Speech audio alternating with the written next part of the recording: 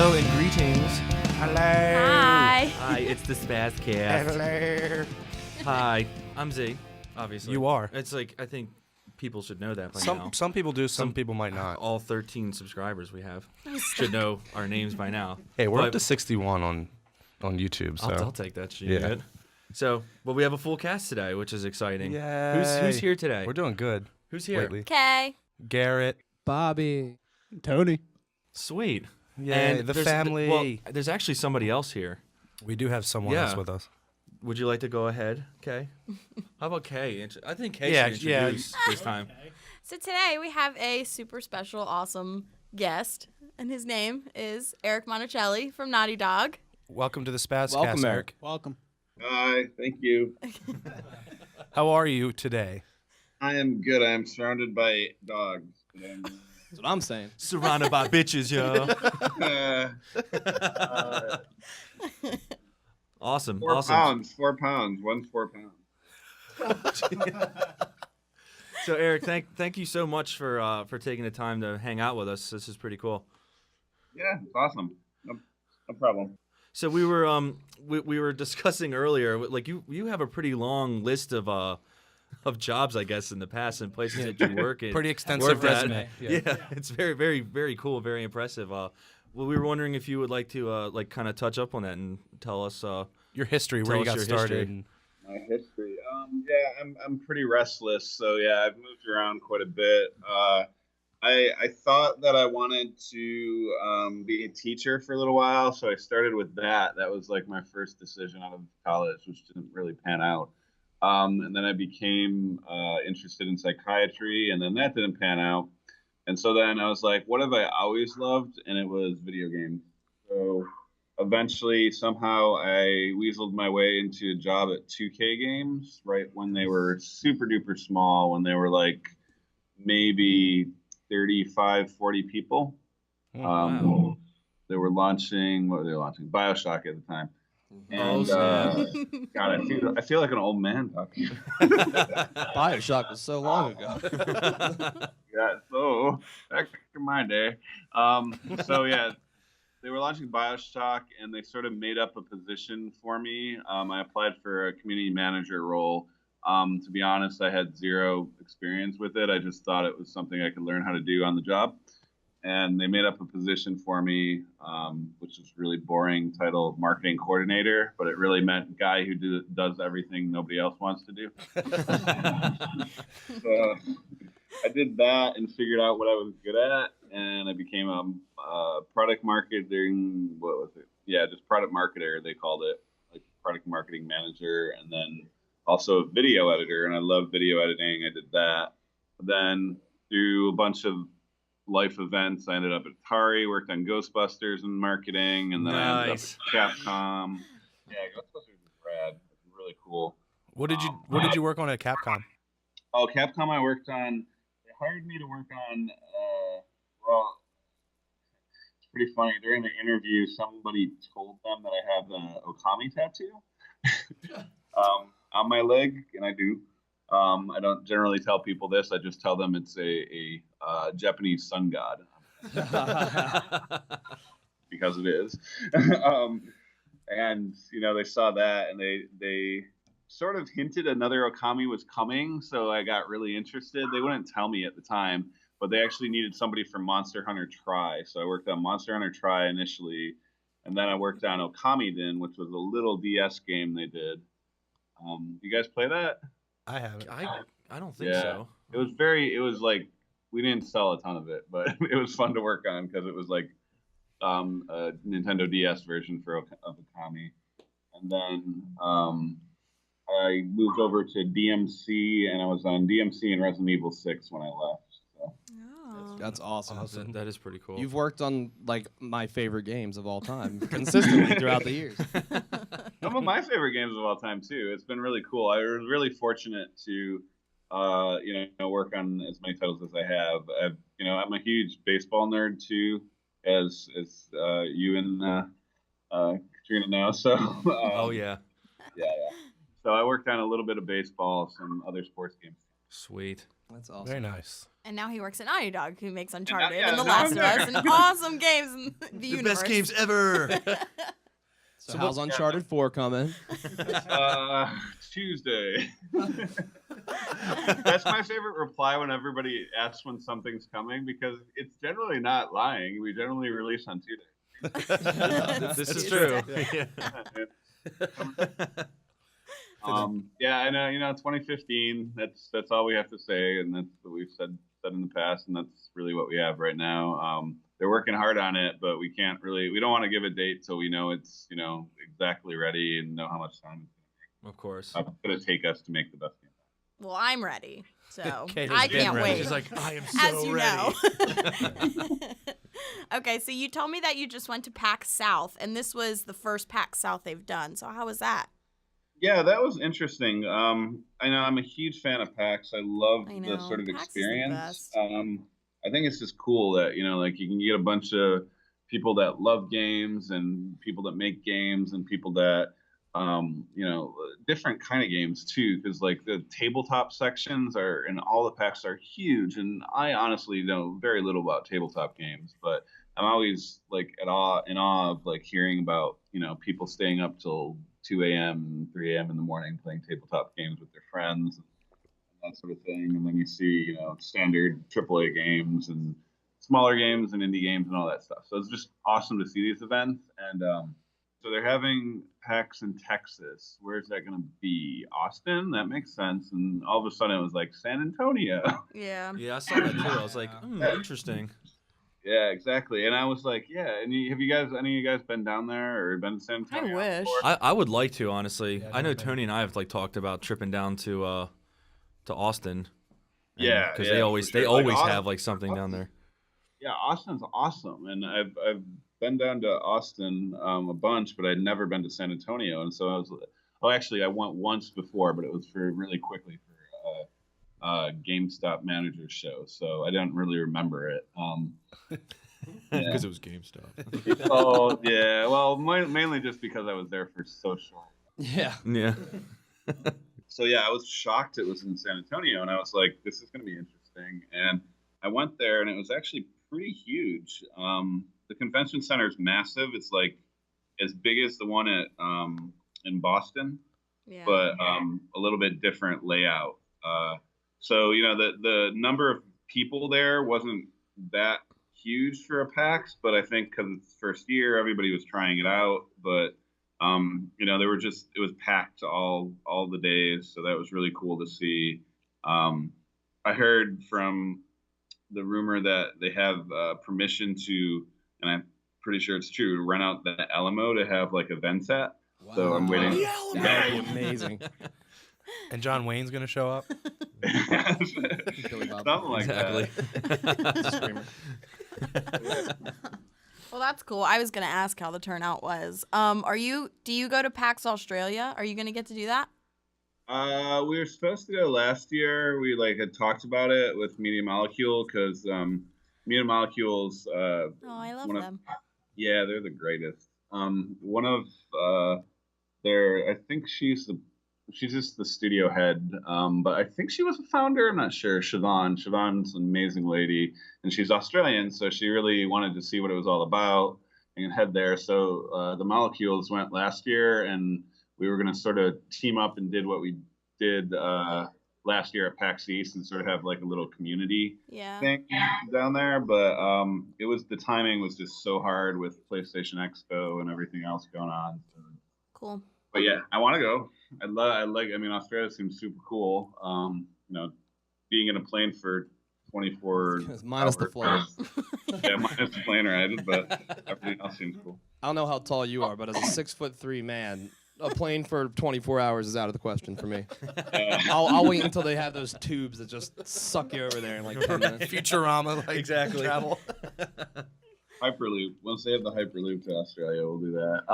No, I'm tall, but I've flown. The furthest I've flown was to Taipei from SF, and when I did that, that was not that fun. But on the way back, I got like the business economy class because my ticketing was wrong, and they bumped me up. And man, actually, it's like better than most cars. It's so comfortable. Better than most cars. That's saying something. Yeah, I don't know how to describe it. But It was better than on the way down, basically. it was, yes, there you go. Awesome. That's awesome. So, are there any rumors or slight talks about any future Crash Bandicoot anything? Yeah, it's interesting. Like, I was super stoked and like surprised actually, like how many people like years younger than me and years younger than like a lot of people that work at our studio know Crash Bandicoot and like how popular Crash still is, right? Oh yeah. I love it. Yeah, and it's insane. Like my 21-year-old cousin, when I told her I got my job at Naughty Dog, she's like, "Oh, Crash Bandicoot, I love that game." And I was like, "Really? I've never played it." So I gotta be honest. I mean, The Last of Us was incredible and all the Uncharted, but I think my favorite Naughty Dog game is still Crash Bandicoot 2. Going way back, I used to have my parents drive me to Bethesda just so I could play my cousin's Crash Bandicoot 2 on PlayStation. It's a long way out of the way, just right? just to give you an idea. But it was one of those games. I guess it kind of put Naughty Dog out there. I mean, It really did. Yeah, It definitely so did. I think that's why. I would say it's probably why so many people recognize it. But Mm-hmm. but then again, a Yeah. lot of people don't even know that that's a Naughty Dog game. I guess. And the Like, younger they- generation. Or even Yeah, know they- that that's a game in the first place because it's Yeah. just like the age of it. Now you said younger fans come up to you and talk about Crash Bandicoot, but is it a younger generation that wasn't around when it released and they're just rediscovering it now?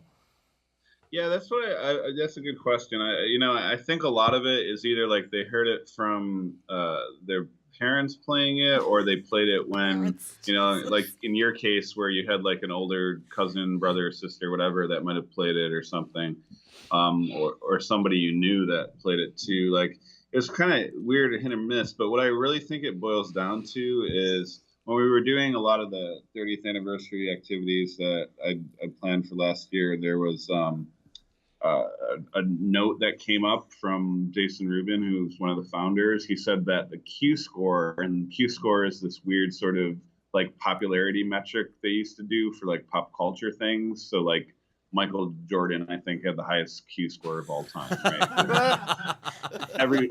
Everybody knows who Michael Jordan is, but Right.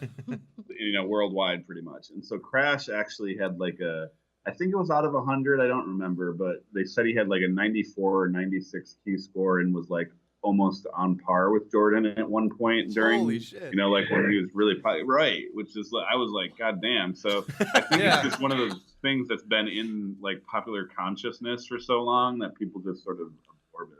You'd think like Mario or Luigi be up there with Michael Jordan. Like, no, fuck you. Well, yeah, I think it was like Mario, Crash, and Jordan, and like that sort of thing. Okay. The big three. Remember though, Yeah, the big three. when like the And that was champions. a basketball game. Remember when the original PlayStation came out though? They didn't really have like Nintendo had a mascot. They had Mario, but PlayStation It's true. Yeah. didn't really have any universal mascot that everyone knew, and it kind of became Crash Yeah. Yeah. for a while there. I can agree until with that. and then Crash 2 came out and that Blew was everything so away. good. God, Crash 2 is so good. Bobby can't get it off his mind. I know. Man, it's tough.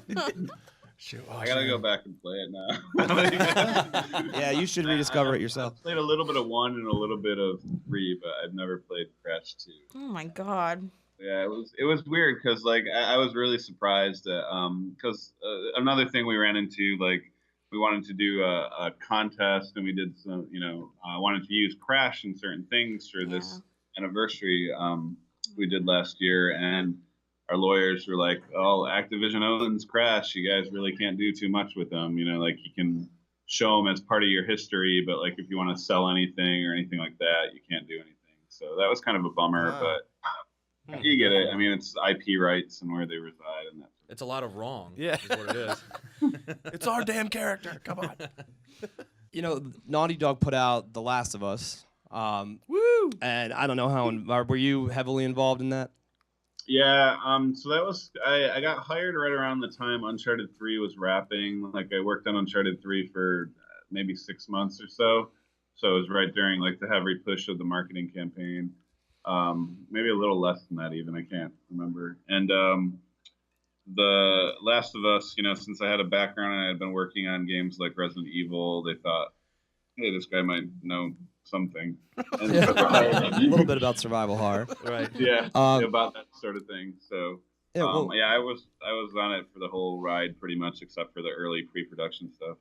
oh, that's awesome. Well, when that game came out, it's a great horror title to start off with, but I thought a lot of the design aspects of it were very unique, in the world building of it, and I thought that was kind of like the coolest part of it was it felt like a living, breathing world that you were just kind of being dropped into right at the fall of society.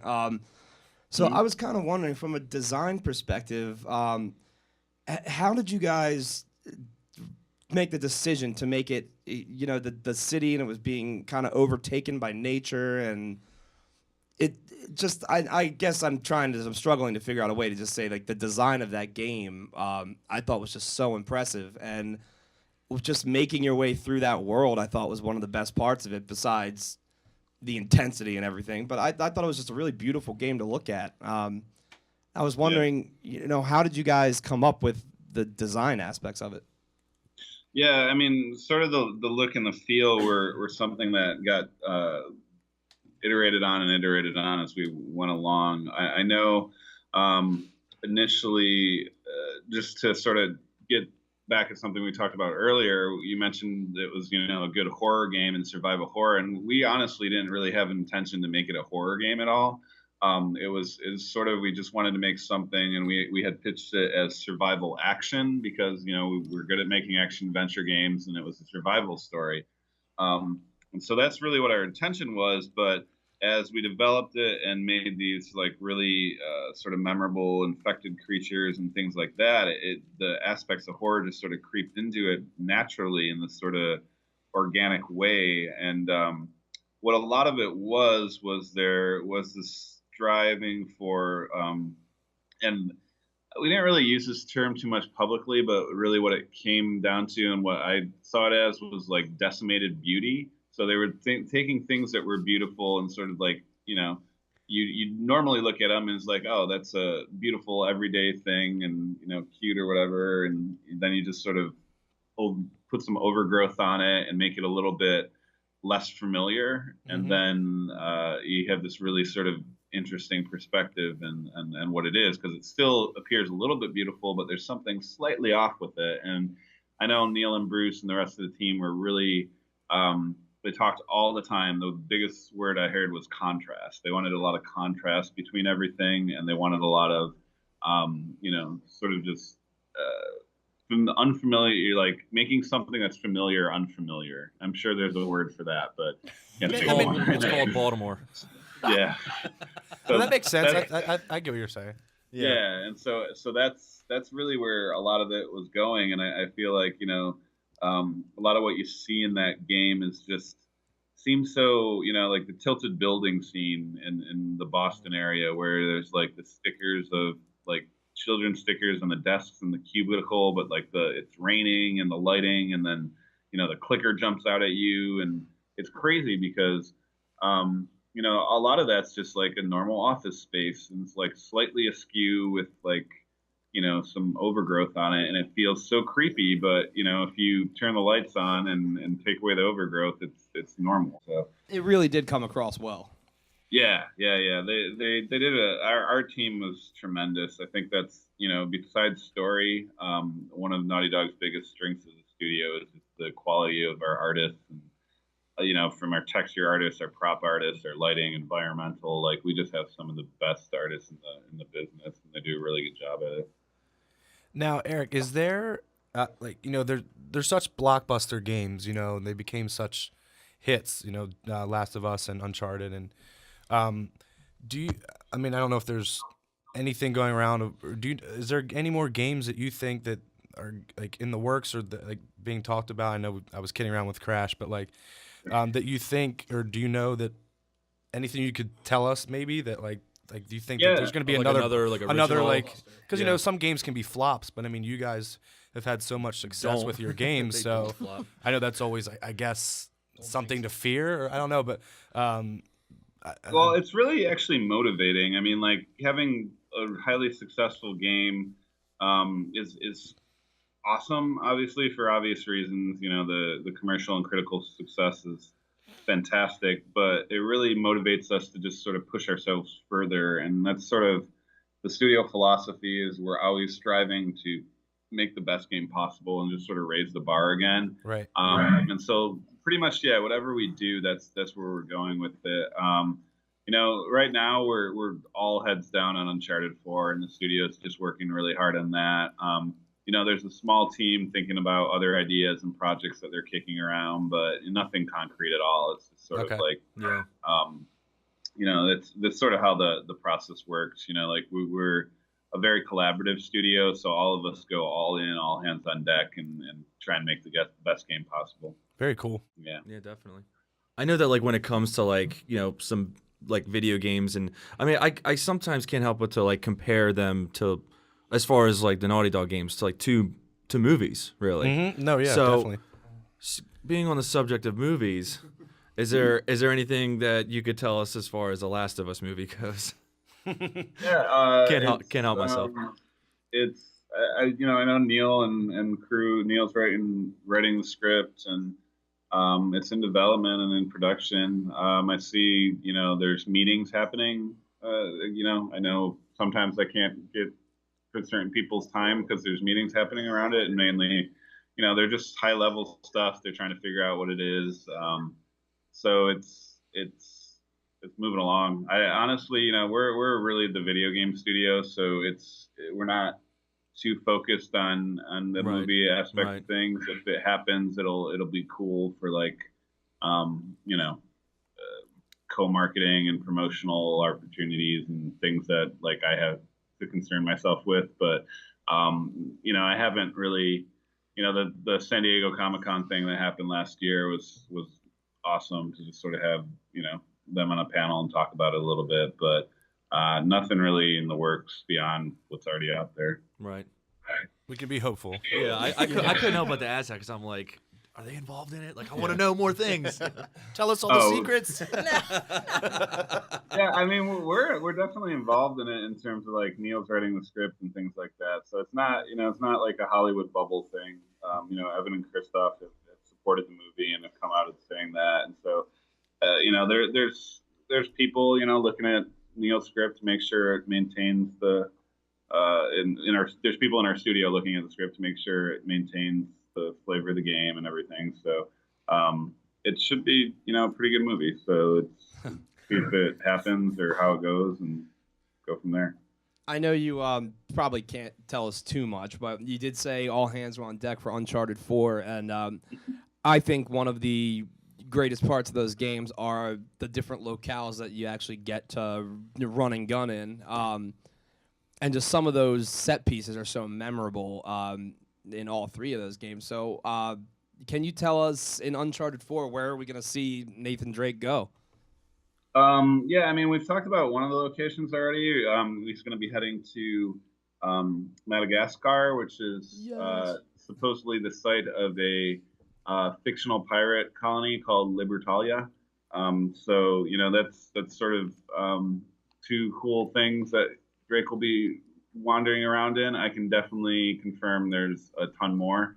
Like the ones, I can't really talk about the ones that there are because honestly, we develop a lot of our games around locations and then we're like, oh, this looks good and maybe we could fit it in this part of the country instead of this part, so we don't want to talk about it until it's in the game and it's running and it makes sense.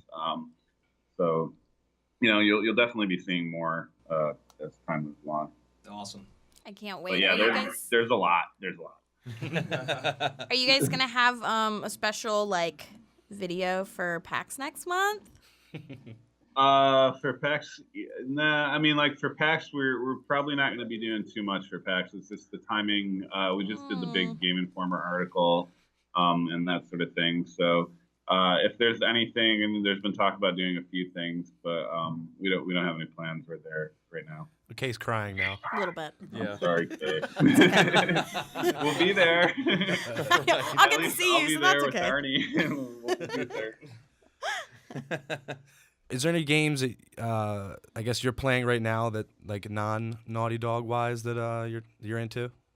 Oh yes, too many. Honestly, I've been playing a ton of mobile games, mainly because that's the best time for me to play games. When I'm traveling or when I'm sort of on the phone or on my iPad, I play this game, and I am probably the biggest whale and totally addicted to it. Called Topps Bunt, and essentially what it is it's a card collecting game, baseball cards, and then it's exactly shocker. And, it's got a fantasy baseball element to it too. So like when the season's on, you can set a lineup and score points. So like I play it like crazy. I'm too much into it. I play that a ton. I play this game, Conquest of Champions, Marvel. I wanted to try that. I tried that out. Yeah, it's like, I'm not a huge fighting game guy just because I suck at them. I love them. I love fighting games, but I'm not the greatest. So I don't like losing. So I play them. But Conquest of Champions is pretty straightforward, and they did a really good job balancing AI. And even when you play against other people, it's pretty good. Even there's a lot of back and forth. So like even if you're taking a lot of damage, you'll be able to dish out a lot afterwards. So it sort of balances the gameplay. Very nice. Yeah, I wanted to check that out. Yeah, it's totally worth a download. It's a fun game.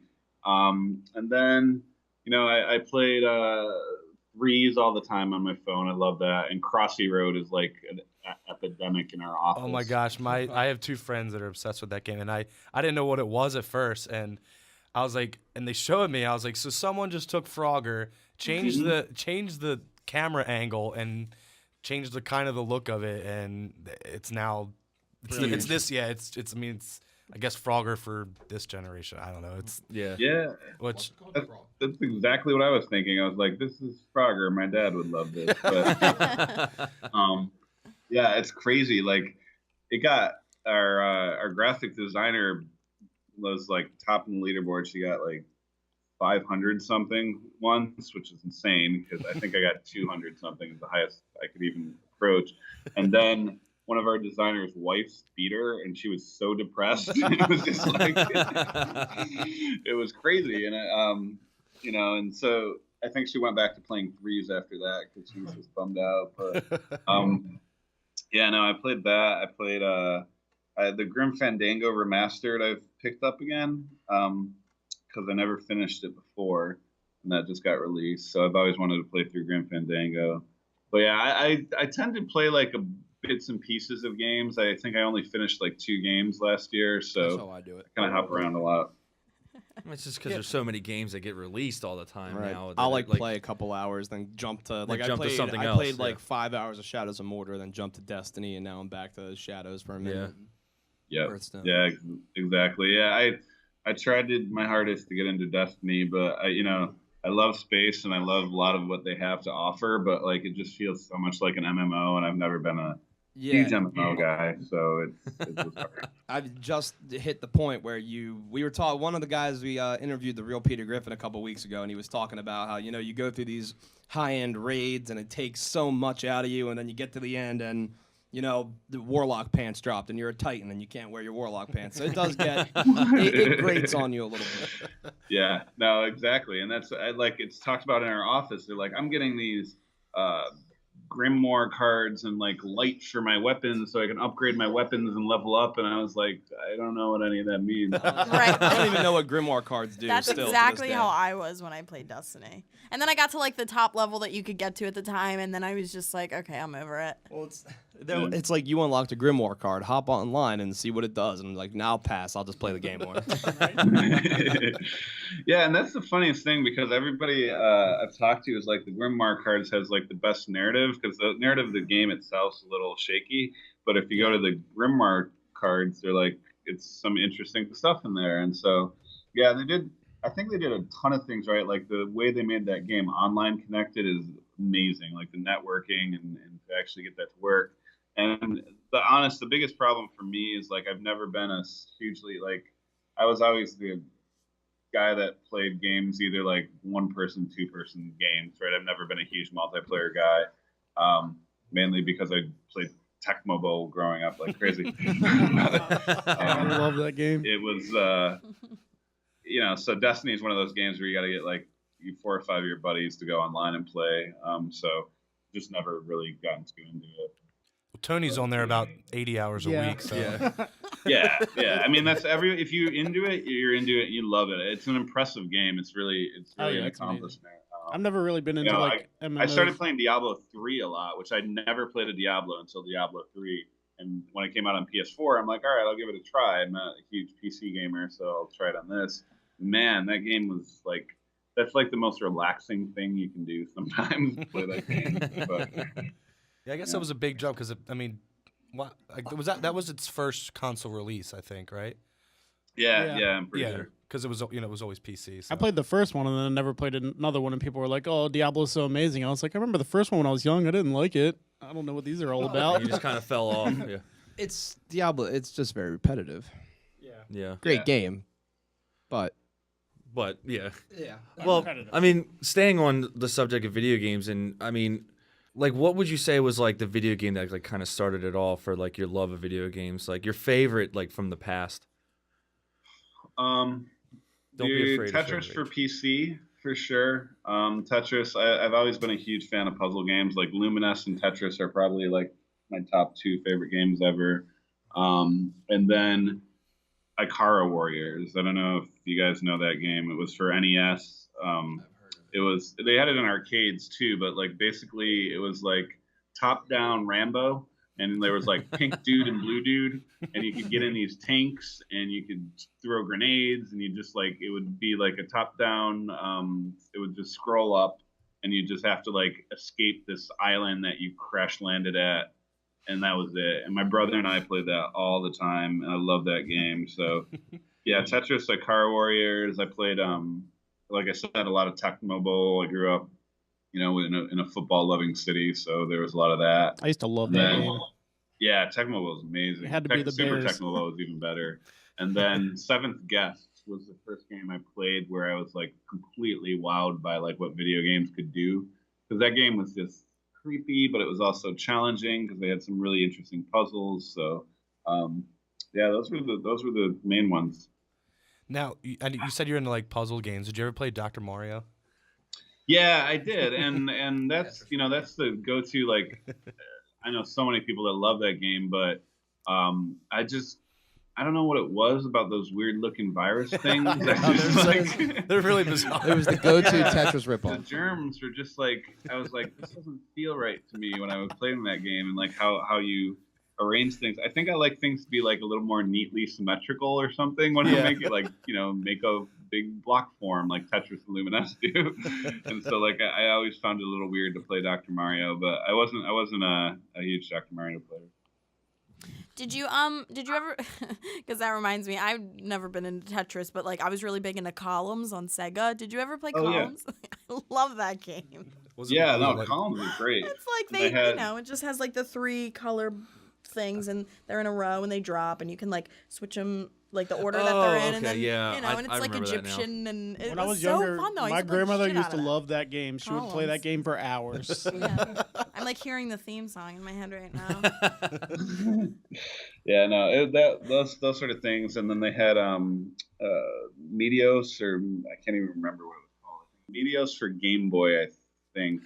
The other one. It was the creator of Luminous, and he did a game, and that was really fun too. But yeah, I used to play a lot of those like stacking puzzle games. But I mean, yeah, the traditional Mario games too, like Mario World and Mario 2 and Mario 1 and Mario 3, like all those, like all the time. Can't go wrong with them. Yeah, those are. You can't. Those are classics. So I got a question we asked most of our guests. What would be your favorite character of all time from anything, like TVs. You TV, could narrow it movies, down. games? man. Video game, It's a hard anything. question. Pop culture, damn. I mean, you can name a couple if you want. I mean, it took us like days to just figure out 10 when we did the original or 5. episode of it. We did a top 5. Wow. Yeah, there's a lot.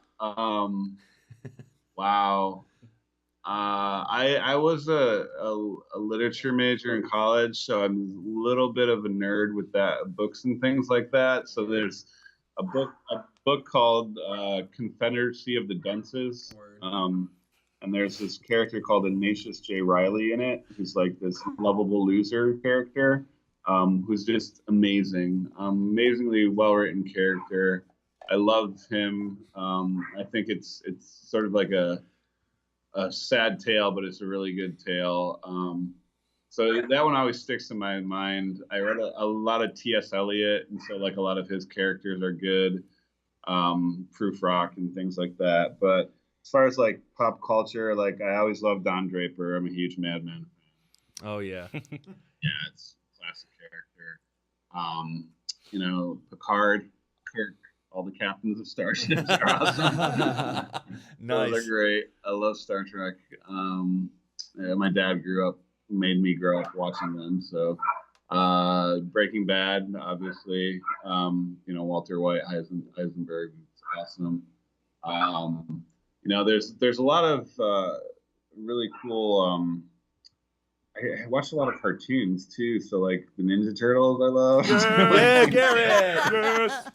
Yeah, I mean like those are they're lasting, like characters like that just last. Like April O'Neil's amazing, and like all those characters are just long lasting, and they go through these iterations that like different generations love them. But I think if we're gonna have to go like best overall, most just universal character, I would have to say Kermit. Oh, nice.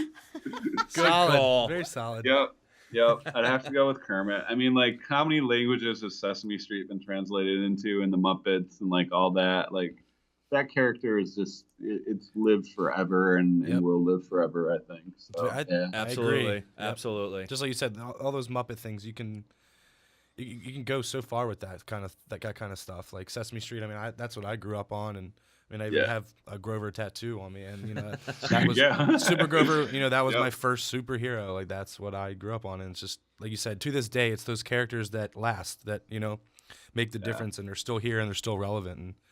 And but speaking of Ninja Turtles, this is Garrett, and they're like my favorite ever. And when you said that, I internally freaked out and kind of yelled, as you heard. But I just have to ask what you thought of the new movie that was called The Ninja Turtles, but I didn't really think it was a Ninja Turtles movie. Nope.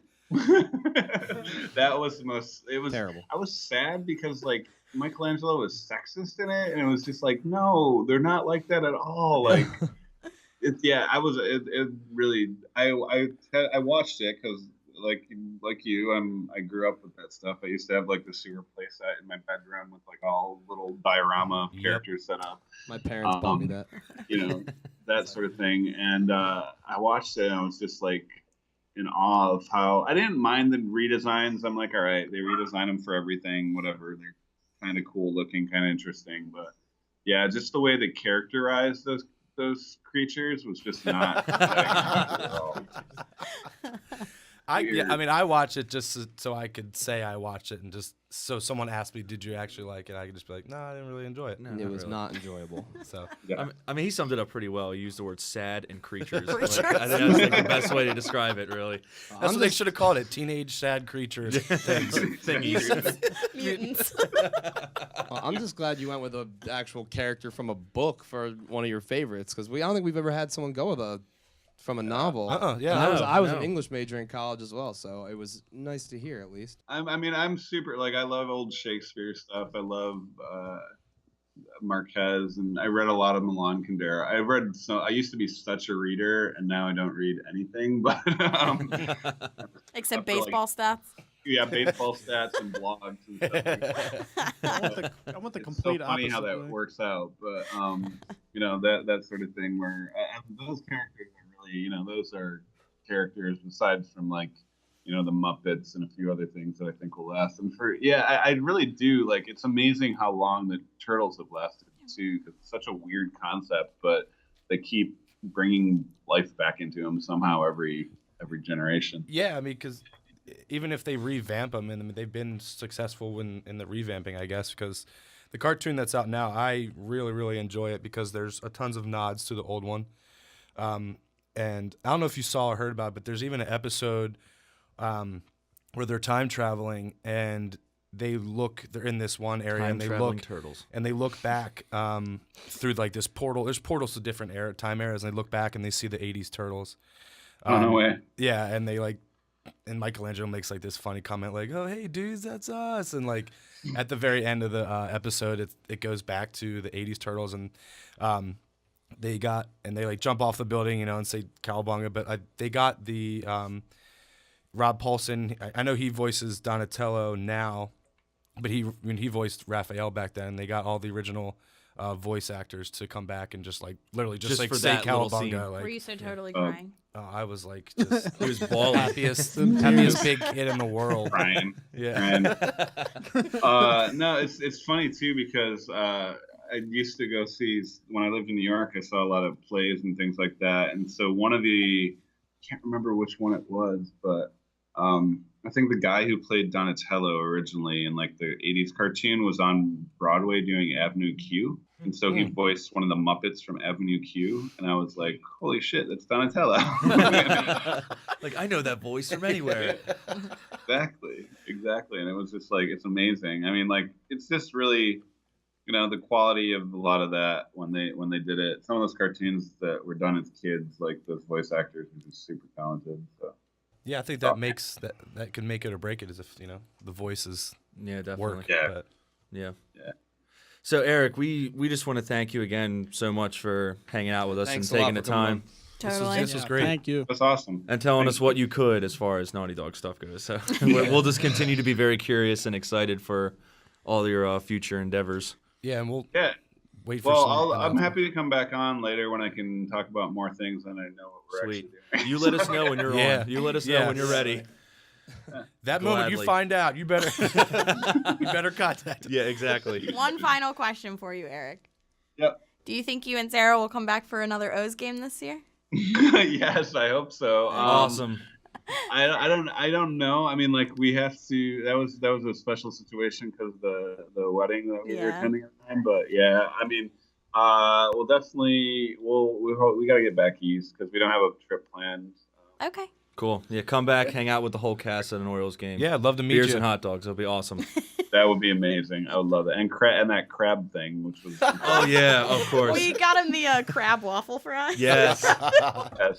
Well, now they take an inch-thick piece of bacon and they stick it on a stick and dip it in maple syrup, and then they put that stick into a natty bow for you. So All right, I'm gonna go look up tickets right now. We'll see you soon. Exactly. All right. Thanks again, Eric. Thanks, Eric. Awesome. Thank you. Bye-bye. Take care. Bye. So that was Eric Monacelli, and what an awesome dude. Yeah, Yeah, man. he's It's really awesome. cool to hang Friendly out with guy. him. If Friendly he does Eric. come up here, I would like to meet him. Totally. Yeah, absolutely. I was at the very end. little I was meet going to and be greet. like, do you want to come back on as an anonymous source and spill the beans on Uncharted 4? We'll just change his name and everything. We're here with We'll like do the voice changing, and it'll just be like, We're here with Merrick Aricelli, and it's still his voice. Yeah, and it's still we can still recognize you. We just got to get like one of those things they use for the History Channel where they have like the blackface and the weird. Yeah. And their voice voices Yeah. really change. deep Like, like that. Didn't I not like, just oh, I say did that? this. Yeah. No, I missed that part. we should do that just so Naughty Dog sends us like a cease and desist, and we'll be like, oh, we made it. Yeah. We can like put it on the internet and be We'll like, be so excited because we actually got contacted by Naughty Dog, but it's something really bad. We just won't release WoW. We'll just be like, oh, Naughty Dog reached out to us. And That's all. Yeah. That's awesome. But we're not gonna tell you why. This week, and it says cease and desist, so they love our show. They're listening. They're listening. #1 fans. Oh man, no, that was fun. Thanks again, Eric. Thanks for everybody listening. Yes, thank you. We look forward to all the Naughty Dog. All the naughty Future things things. coming And out. having him on again. Absolutely. So thanks. All right, Thanks for y'all. listening. See ya. So Bye. Please drink Have a great week, everybody, and be well. responsibly.